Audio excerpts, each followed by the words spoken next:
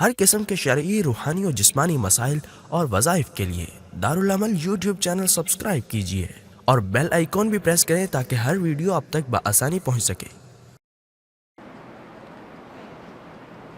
واقعہ بڑا طویل ہے۔ محرم کے دنوں میں عموماً حضرت حسین رضی اللہ تعالیٰ عنہ کی شہادت کا واقعہ بیان کرتے ہیں، روتے ہیں، رلاتے ہیں، مقصد بیان نہیں ہوتا۔ تاریخ کے جو بھی واقعات اسلام نے ہمیں دیے وہ محض کانوں کی لذت کے لیے نہیں دیے کہ سنو، مزے لو، انبیاء کے واقعات، قصص النبیین، واقعات صحابہ، یہ پڑھو، سنو، مزے لو۔ جتنے بھی واقعات ہیں، جتنے بھی قصے اسلامی تاریخ کے ہیں یا بنی اسرائیل کے واقعات ہیں، وہ فن حاصل کرنے کے لیے کہ آپ اس سے کچھ سیکھو۔ اگر اللہ کے نیک لوگوں نے اللہ کے احکامات کی پابندی کی اور اس کے واقعات ہمارے سامنے آئے کہ ان کو اللہ تعالیٰ نے کیسے عروج اور نام و نمود عطا فرمایا، تو ہم بھی وہ کام کریں۔ اگر کسی نے اللہ کی نافرمانی کی، اللہ کی نافرمانی کے واقعات ہیں اور اس میں اللہ کی طرف سے عذاب ہیں، تو ہم ایسے اعمال سے بچیں۔ ہوتا یہی ہے کہ ہم واقعات سنتے ہیں، مزے لیتے ہیں کہ جی فلاں خطیب بڑا زبردست خطاب کیا، اس نے کیا واقعات سنا ہے۔ واقعے سے فن حاصل کیا ہوتا ہے، ہمیں کیا درس ملتا ہے؟ پورے واقعے کربلا سے ہمیں ایک درس ملتا ہے کہ دین اسلام کے نام پہ، دین کے لیے، اسلام کے لیے، اللہ کے لیے، اللہ کے رسول کے لیے، حضور صلی اللہ علیہ وسلم کی خاطر جان جاتی ہے تو جائے، مال جاتا ہے تو جائے، اولاد جاتی ہے تو جائے، خاندان جاتا ہے تو جائے، لیکن آپ صلی اللہ علیہ وسلم کی ناموس، اسلامی احکامات اور دین اور شریعت کے کسی حکم پہ آنچ نہ آنے تھے۔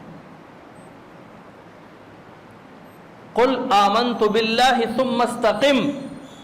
آپ صلی اللہ علیہ وسلم سے ایک صحابی نے پوچھا، یا رسول اللہ مجھے کچھ نصیحت فرمائیے۔ آپ صلی اللہ علیہ وسلم نے کیا فرمایا؟ قل آمنت باللہ ثم استقم۔ کہہ دیں کہ میں اللہ پر ایمان لایا، ثم استقم، پھر اس پر ڈٹ جاؤ۔ یعنی کہ میں نے شادی تو کرنی ہے لیکن شادی کو میں سنت طریقے پہ نہیں گزار سکتا۔ کیوں؟ یار لوگ بڑے ہنستے ہیں کہ اتنا مال و دولت اللہ نے دیا ہے، کہیں کوئی گلوکار فنکار بلا لیتے، کوئی اچھا سا فنکشن کر لیتے، آپ بخیل کے بخیل ہی ہیں۔ تو یہاں پہ وہ ایمان تھوڑا سا ڈگمگا جائے گا، لوگ کیا کہیں گے؟ سنت کے مطابق کوئی کام کرنے لگیں، سنت کے مطابق نکاح کرنے لگیں، سنت کے مطابق غمی خوشی کرنے لگیں، پھر ذہن میں آتا ہے کہ لوگ کیا کہیں گے۔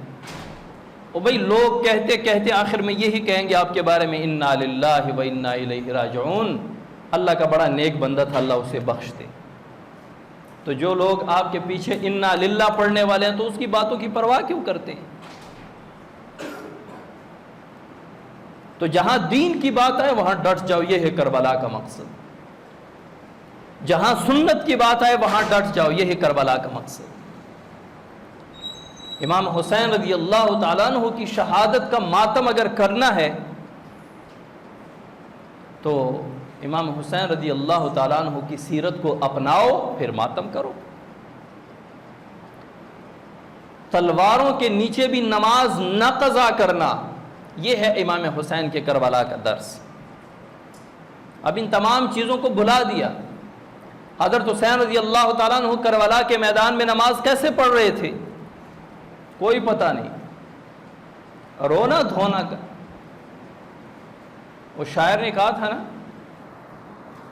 روئے تو وہ جو ہیں منکر شہادت حسین کے ہیں، روئیں وہ جو منکر شہادت حسین ہیں، ہم زندہ و جاوید کا ماتم نہیں کرتے۔ بھئی شہید تو زندہ ہوتے ہیں۔ وَلَا تَقُولُوا لِمَنْ يُقْتَلُ فِي سَبِيلِ اللَّهِ أَمْوَاتٍ، جو اللہ کے راستے میں قتل کیے جائے ان کو آپ مردے نہ کہو، اموات نہ کہو، بل احیاء ولکن لا تشعرون، بلکہ وہ زندہ ہیں تم نہیں جانتے، تمہیں ان کی زندگی کا شعور نہیں ہے۔ اللہ نے ان کو کیسی زندگی عطا فرمائی، اس زندگی کا آپ کو شعور نہیں ہے۔ یہ اللہ فرما رہے ہیں قرآن میں، ان کو مردے نہ کہو، اموات نہ کہو، ان کو میت نہ کہو، وہ زندہ ہیں۔ تو زندوں کا کون ماتم کرتا ہے؟ ہم زندہ و جاوید کا ماتم نہیں کرتے، اور اسلام کبھی ماتم کی اجازت دیتا ہی نہیں۔ اگر تو ایسی شخصیات کی ماتم کی اجازت مل جائے تو پھر پورا سال 365 دن کہ جس میں کوئی نبی، ولی، صحابی، تابعی دنیا سے نہ گئے ہوں، تو پھر روزانہ ہر ایک کا ماتم کریں گے۔ یکم محرم کسی کو یاد ہے؟ حضرت عمر فاروق رضی اللہ تعالیٰ عنہ کی شہادت، وہ بھی دردناک شہادت تھی۔ اس میں بھی ابو لؤلؤ فیروز نے کتنے دن وہ خنجر مہلک زہر میں رکھ کر تیار کی تھی۔ فجر کی نماز میں حضرت عمر رضی اللہ تعالیٰ عنہ نماز پڑھا رہے ہیں، ابو لؤلؤ فیروز وہ چھپا ہوا ہے محراب میں، اندھیرا تھا، تو انہوں نے وار کیا، حضرت عمر رضی اللہ تعالیٰ عنہ کے پیٹ میں دودھ پیتے اور ان پیٹ کے ان راستوں سے نکلنا شروع ہوا، اسی سے ان کو شہادت ملی۔ پھر یکم محرم کو بھی ہم